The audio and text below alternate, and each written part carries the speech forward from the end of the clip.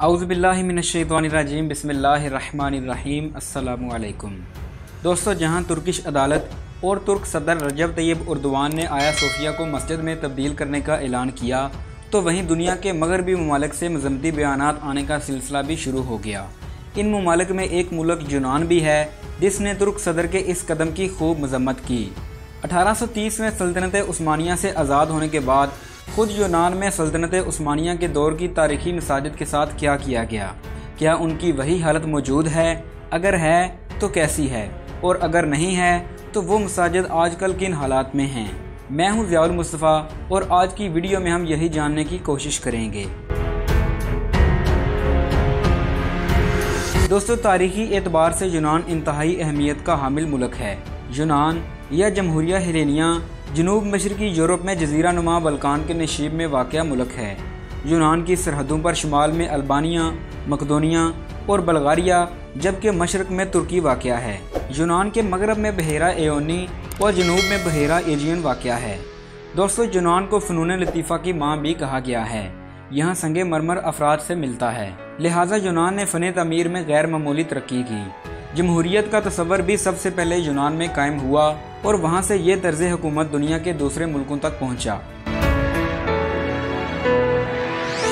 तवील जद्दोजहद के बाद 1830 में सल्तनत उस्मानिया से आज़ाद होने वाले यूनान और उस्मानी हुकूमतों के दरमियान ताल्लुकात हमेशा तनाव रहा, लेकिन 1950 के अशरे के वस्त में साइप्रस के मुस्तकबिल के सवाल पर इंटरनेशनल तनाज़ा खड़ा होने तक यूनान और तुर्की के ताल्लुकात हमेशा दोस्ताना रहे।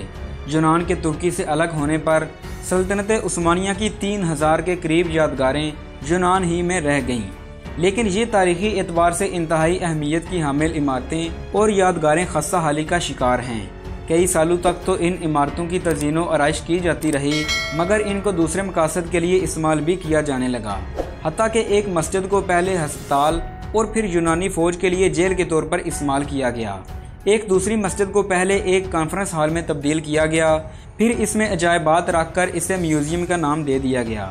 सवाल ये है कि तब से इन इमारतों के साथ ये सलूक किया जाता रहा है, तो इनकी मौजूदा सूरत हाल क्या है? क्या इनकी अब भी देखभाल की जाती है या नहीं?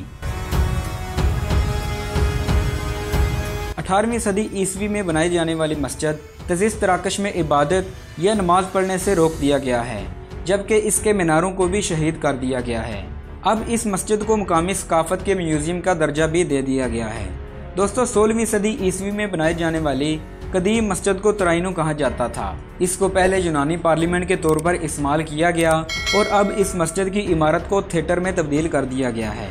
15वीं सदी ईस्वी में बनने वाली मस्जिद फातेह को पहले यूनानी फ़ौज जेल के तौर पर इस्तेमाल करती रही, जबकि अब इसे नुमाइशों के लिए मुख्तस किया जा चुका है।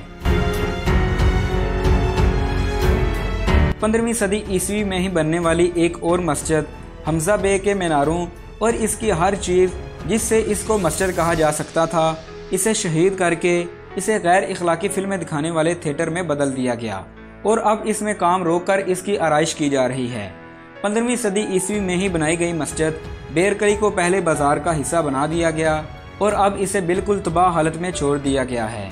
दुनिया भर के तारीखी मकामात को बचा कर रखना ज़रूरी समझा जाता है, जो कि आलमी कवानीन और मुल्की आइन के मुताबिक लाजमी जुज़ है, मगर यूनान में मौजूद हज़ारों तारीखी इमारतों को या तो तबाह कर दिया गया या फिर इनको मुकम्मल तौर पर बंद कर दिया गया है।